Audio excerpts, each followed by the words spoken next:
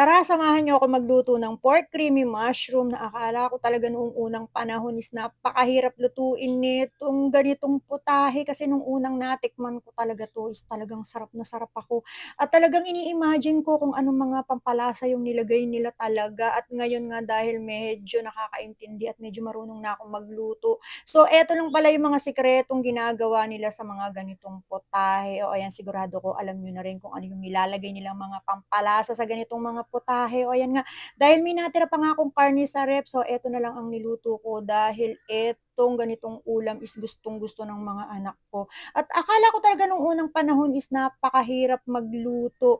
Hindi naman pala siya gano'n kahirap lalo na kung gusto mo yung gagawin mo at talagang mahal mo yung mga ipagluluto mo is mapapadali na lang pala talaga, o 'di ba? Kasi may narinig akong kasabihan na kung mahal mo yung mga pinaglulutuan mo, talagang sasarap na lang ng kusa pala yung niluluto mo at, parang totoo nga yun kasi halos yung mga niluluto ko sa mga anak ko is talaga namang nagugustuhan at nasasarapan sila kasi nga naman isinasamahan ko talaga ng pagmamahal. O ayan, 'di ba, dahil alam kong yung mga mahal ko ang kakain is siyempre kailangan ayusin natin ang pagluluto natin, o ayan, 'di ba? So ayan, kulong-kulo na at reading-ready na 'to, 'di ba, at puwedeng-puwede na 'tong kumain. So okey na 'to. So kung gusto mo rin ng mga ganitong recipe, o ayan, nandiyan. So yun lang naman ang share ko. Bye. Thank you for watching.